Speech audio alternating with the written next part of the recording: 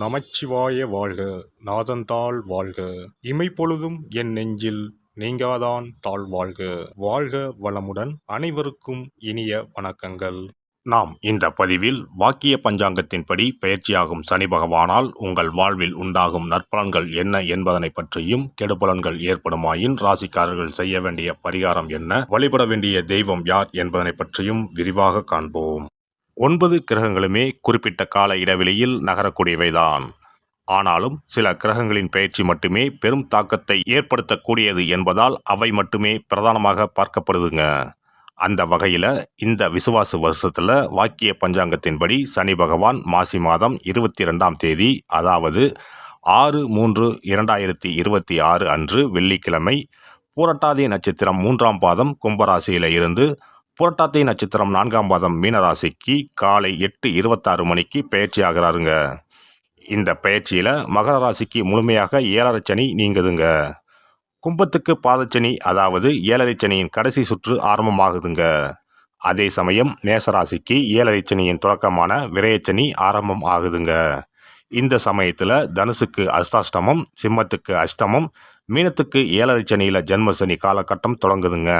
இந்த சமயத்தில் கடகத்துக்கு 9ஆம் இடத்துல பாக்கிய சனியாகவும், துலாம் ராசிக்கு 6ஆம் இடத்துல ருண ரோக சத்துரஸ்தானத்தில் வரக்கூடிய அமைப்பும் ஏற்படுதுங்க. அவருடைய 3, 7, 10ஆம் பார்வைகள் முறையே ரிஷபம், கன்னி, தனுசு ராசிகளில் பதியுதுங்க. இப்போது சனி பகவான் செல்லும் மீனராசி அவருடைய நட்பு வீடுங்க. அதோட அடுத்து வரக்கூடிய குரு பெயர்ச்சிக்கு பிறகு குரு பகவானின் 9ஆம் பார்வை மீனத்துல பதிய இருக்குங்க. இத்தகைய கிரக அமைப்புகள் மற்றும் சனி பகவான் மீனத்துல இருக்கக்கூடிய காலகட்டத்தில் ஏற்படக்கூடிய பிற கிரக பெயர்ச்சிகள், இப்படி எல்லாவற்றையும் கணக்கில் கொண்டே இந்த பலன்கள் தரப்பட்டிருக்கு. எந்த சமயத்திலும் நிதானம் தவறாமல் இருப்பது, நேர்மை, நியாயத்தை கடைபிடிப்பது, பெற்றோர் பெரியோரை மதிப்பது, இயற்கையை பேணி காப்பது, அவரவர் குல முறைப்படியான தெய்வ வழிபாடுகளை செய்வது, இதெல்லாம் எல்லோருக்குமே பொதுவான பரிகாரங்கள் ஆகும். உழைப்பு, நேர்மை, உடற்பயிற்சி, நல்ல எண்ணம், பக்தி மார்க்கம், இப்படி இருக்கிறவங்க யாரா இருந்தாலும் அவங்களுக்கு சனி பகவான் எப்போதும் நல்லதையே செய்வாருங்க. நடைபெறும் இந்த சனி பெயர்ச்சியில் உங்கள் வாழ்வில் வளமும் நலமும் செல்வ செழிப்பும் பெற்று வாழ்வில் உயரிய நிலையை அடைய எல்லாம் வல்ல எம்பெருமானை வேண்டி விரும்பி கேட்டுக்கொள்கிறேன். கடகராசி அன்பர்களே, சனி பகவான் உங்கள் ராசிக்கு 7ஆம் இடத்திற்கும் 8ஆம் இடத்திற்கும் உரியவர். அவர் இப்போதைய பெயர்ச்சியில் உங்கள் ராசிக்கு 8ஆம் இடமான ஆயுள் ஸ்தானத்தில் இருந்து 9ஆம் இடமான பித்ருஸ்தானத்திற்கு போயிருக்கார். இது பாக்கியஸ்தானமும் என்பதால் சனி பகவான் மீனத்தில் இருக்கும் இந்த காலகட்டம் உங்களுக்கு யோகங்களை தரக்கூடியதாக இருக்கும். அதே சமயம் உங்கள் உழைப்பே முன்னேற்றத்தின் மூலதனமாக இருக்கும். மனசுல இருந்த சலிப்பு மாறி தன்னம்பிக்கை அதிகரிக்கும். பணியிடத்தில் பட்ட கஷ்டங்கள் பனி போல விலகும். அலைச்சலே வாழ்க்கையாக இருந்த அவதி நிலைமை மாறும். மேலதிகாரிகளுக்கும் உங்களுக்கும் இடையில் இருந்த பிரச்சனைகள் தீரும். உங்கள் திறமைகள் உணரப்பட்டு உரிய பாராட்டும் பதவியும் நிச்சயம் கிட்டும். எதிர்பார்த்த இடமாற்றம், பதவி உயர்வு, ஊதிய உயர்வு கிடைக்கும். சிலருக்கு புதிய பணி வாய்ப்பும் அமையும். அதே சமயம் உங்கள் முழுமையான உழைப்பும் முயற்சியும் தான் உயர்வுகளை தொடர்ந்து தக்க வைக்கும். குடும்பத்தில் குதூகலம் இடம் பிடிக்கும். மனப்பேரும் மகப்பேரும் எதிர்பார்த்தவங்க மனம் மகிழும்படி அந்த பேறுகள் கிட்டும். உதாசீனப்படுத்தின உறவுகள் கூட உங்க உயர்ந்த உண்ணம் அறிந்து திரும்பி வருவார்கள். தந்தை வழி உறவிடம் வீண் ரோஷம் வேண்டாம். வாழ்க்கை துணை இடையே இருந்த சுணக்கம் விலகி இணக்கம் ஏற்படும். வாரிசுகள் வாழ்க்கையில் வசந்தம் வீசும். ஆடை ஆபரணம், பூமி, வாகன சொத்துக்கள் சேரும். குலதெய்வ பிரார்த்தனையை நிறைவேற்றும் சந்தர்ப்பம் நிச்சயம் வரும். செய்யும் தொழில சீரான வளர்ச்சி உருவாக தொடங்கும். தேங்கி கிடந்த முதலீடுகள் முடக்கம் நீங்கி லாபம் தர ஆரம்பிக்கும். அரசு வழியில் எதிர்பார்த்த தொழில் அனுமதி கிட்டும். அரசியல் துறையினருக்கு ஏற்றமும் மாற்றமும் ஏற்படக்கூடிய காலகட்டம் இதுவாகும். சிலருக்கு கூடுதல் பொறுப்பும் பதவியும் தேடி வரக்கூடும். இந்த சமயத்தில் மேலிடத்திற்கும் உங்களுக்கும் எதிராக சிலர் சூழ்ச்சி வலை பின்ன நினைக்கலாம். வார்த்தைகளில் கவனமாகவும் கையெழுத்திடும் போது நிதானமாகவும் இருக்கிறது அவசியம். பெண்களுக்கு திடீர் யோகத்துக்கான வாய்ப்புகள் உண்டு. அது உங்க விடாமுயற்சியின் பலனாகவே இருக்கும். யாருடனும் வீண் வாக்குவாதம் வேண்டாம். வாரிசுகளுடன் மனம் விட்டு பேசுங்க. மாணவர்கள் மதிப்பும் மதிப்பெண்ணும் பெறக்கூடிய காலகட்டம் இதுவாகும். சுணங்கியே இருக்காம சுறுசுறுப்பை வளர்த்துக்கிட்டா சூரியனாக பிரகாசிக்கலாம். கலை படைப்பு துறையினருக்கு அடுத்தடுத்து வாய்ப்புகள் வரும். உங்கள் படைப்பை நீங்களே நேரடியாக கவனிக்க வேண்டும். பயணங்களில் உடைமை பத்திரம்.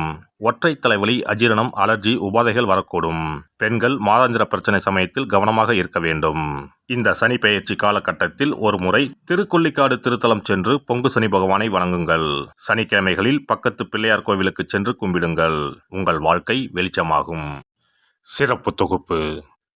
சனி பெயர்ச்சியால் ஏற்படும் பாதிப்புகளை சரி செய்யும் சக்திமிக்க 10 பரிகாரங்கள். சனி பகவானுக்கு உரிய சனிக்கிழமைகளில் விரதம் இருந்து அவரை வழிபடுவது மகத்தான பரிகாரமாகும். இந்த விரதத்தில் மதியம் ஒருவேளை மட்டும் உணவு உட்கொள்ள வேண்டும். இயலாதவர்கள் பழம் மற்றும் எளிய உணவுகளை ஏற்கலாம். சனிக்கிழமை அன்று காலையும் மாலையும் குளித்து சனி பகவானை தொழ வேண்டும். மாலை நேரத்தில் சூரிய அஸ்தமனம் அடைந்த பிறகு சிவாலயம் சென்று வழிபட வேண்டும். விநாயகரை முறைப்படி வணங்கி ஆலயம் வலம் வந்து மூலவர் அம்பாளை தரிசித்த பிறகு நவகிரகங்களை வலம் வந்து வணங்க வேண்டும்.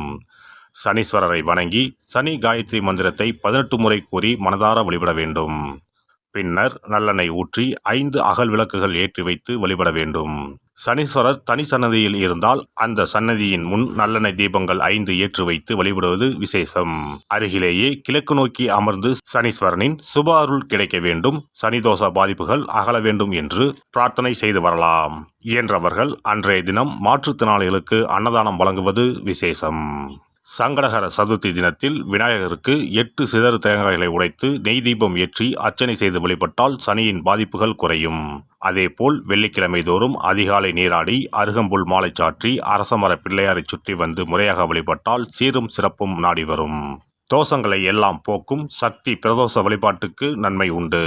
அதிலும் சனிக்கிழமைகளுடன் இணைந்து வரும் சனி மகா பிரதோஷ நாளில் நந்தியையும் ஈஸ்வரரையும் வணங்கி வருவது சிறப்பான பரிகாரமாகும். அப்போது சுவாமி நந்தி அபிஷேகத்துக்கு பால் வாங்கி கொடுக்கலாம். அது மட்டுமின்றி திருக்கோவில் விளக்கேற்ற எண்ணெய் வாங்கி கொடுப்பதும் சிவாலயங்களில் வில்வத்தலத்தால் அர்ச்சனை செய்து வழிபடுவதும் மிக உன்னதமான பரிகாரங்கள் ஆகும். பொதுவாகவே சனி பகவானின் தானியம் எள்.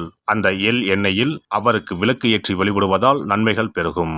சனிக்கிழமை விரதம் இருந்து எள் எண்ணெய் தேய்த்து ஸ்நானம் செய்து சனி பகவானுக்கு உகந்த எள் எண்ணெய் விளக்கிட்டு எள் சாதம் படைத்து சனிக்கவசம் ஓதி வழிபடுவது சிறந்த பரிகாரமாகும்.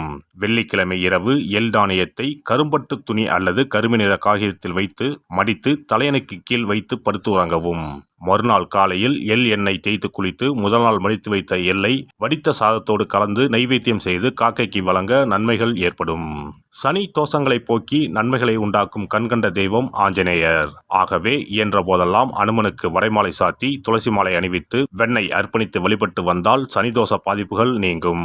வீட்டில் நலப்புராணம் படிப்பதாலும் நேரம் கிடைக்கும் போதெல்லாம் ராமநாமத்தை உச்சரிப்பதாலும் பாதிப்புகள் நீங்கி பயனடையலாம். ராமநாம ஜபம், சுந்தரகாண்ட பாராயணம் என குழுவாக இணைந்து கூட்டு பிரார்த்தனை செய்வது மிக அற்புதமான பலன்களை பெற்றுத்தரும். சனிக்கிழமைகளில் சனி பகவானின் அதிபதியான மகாவிஷ்ணுவை வணங்கி விஷ்ணு சகசரநாமம் அல்லது அனுமன் சாலிசா பாராயணம் செய்தால் எண்ணற்ற நன்மைகளை பெறலாம். நல்லெண்ணெய், உளுந்து, இரும்பு சட்டி ஆகியவற்றை ஏழை எளியோருக்கு தானம் செய்யலாம். அதேபோல் சனி ஆதிக்கம் செலுத்தும் பூசம், அனுசம், உத்திரட்டாதி ஆகிய நட்சத்திர நாட்களில் அன்னதானம் செய்வது சிறப்பு. நடக்க முடியாத மாற்றுத்திறனாளிகளுக்கு நம்மால் முடிந்த உதவிகளை செய்தால் சனி பகவான் அருளால் மகிழ்ச்சியான வாழ்க்கை அமையும். எல்லாம் வல்ல இறையருளால் நீங்களும் உங்கள் அன்பு குடும்பமும் உடல் நலம், நீலாயுள், நிறை செல்வம், உயர் புகழ், மெய்ஞானம் ஓங்கி வாழ்க வளமுடன். இந்த வீடியோ பதிவு உங்களுக்கு பிடித்திருந்தால் லைக் பண்ணுங்க, கமெண்ட் பண்ணுங்க, ஷேர் பண்ணுங்க, மறக்காம சப்ஸ்கிரைப் பண்ணுங்க, பக்கத்துல இருக்கிற பெல் பட்டனை கிளிக் பண்ணுங்க. நன்றி, வணக்கம். ஓம் நமச்சிவாய. சிவாய நம.